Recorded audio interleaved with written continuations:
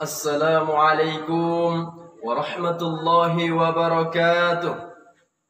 Alhamdulillahi rabbil alamin. Wassalatu wassalamu ala ashrafil anbiya'i wal mursalin Sayyidina Muhammadin wa ala alihi wa ashabihi ajma'in.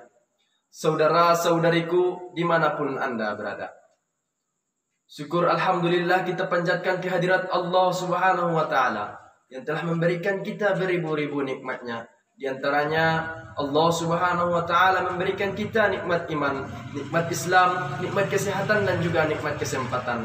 Sehingga dengan nikmat-nikmatnya tersebut kita masih bisa melaksanakan aktivitas, kita masih bisa menjalankan rutinitas kita sebagaimana biasanya.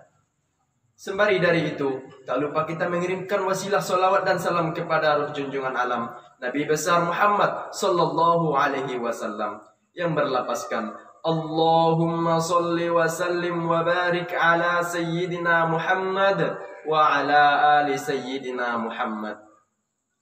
Semoga dengan salawat tersebut kita mendapatkan syafaat beliau di yaumil kiamat kelak. Amin amin ya rabbal alamin.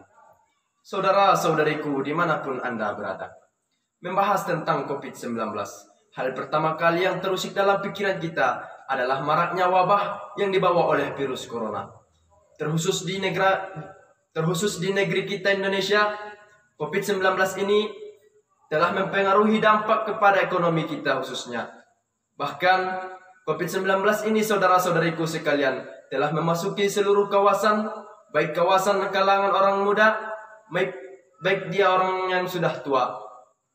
Dan dia telah memasuki seluruh wilayah di Indonesia, bukan hanya dari Sabang sampai Merauke. Dari hal tersebut saudara-saudariku sekalian, timbul rasa was-was dalam diri kita semua dalam menghadapi COVID-19 ini. Maka dari itu saudara-saudariku sekalian, bagaimana cara kita dalam menghadapi tantangan COVID-19 ini?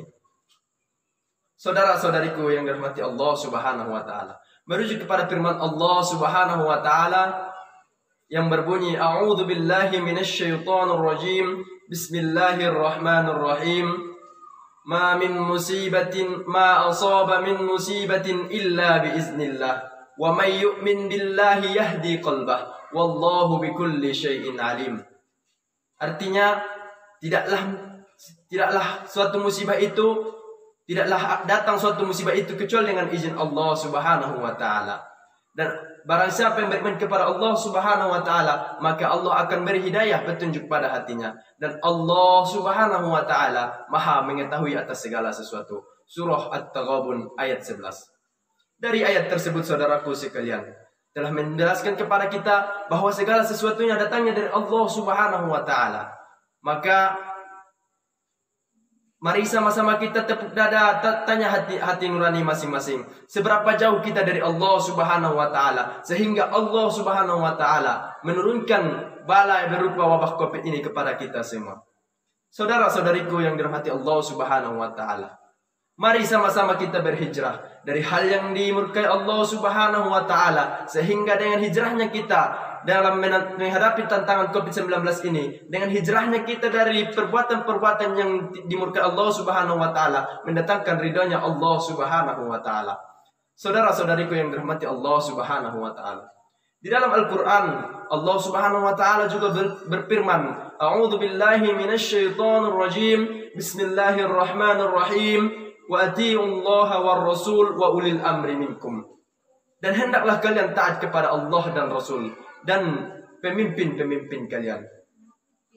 Saudara-saudariku yang dirahmati Allah Subhanahu wa Ta'ala, penjelasan ayat tersebut dapat kita saksikan dalam kehidupan kita bersama. Ketika kita mengikuti perintah anjuran dari pemerintah, maka yang kita dapatkan adalah kemaslahatan bagi diri kita sendiri. Seperti contoh, ketika kita mengikuti protokol kesehatan yang diberikan oleh pemerintah, yang dianjurkan oleh pemerintah dan ulama, maka kita akan terbebas dari wabah COVID ini. Saudara-saudariku sekalian, jadi dua hal tersebut merupakan patokan utama kita dalam menghadapi tantangan COVID-19 ini.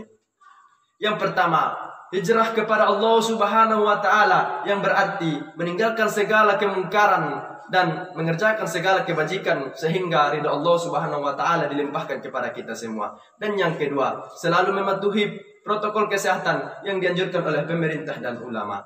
Cukup sekian dari saya. Mohon maaf jika ada kesalahan. Wallahul muwaffiq ila aqwamit thoriq. Wassalamualaikum warahmatullahi wabarakatuh.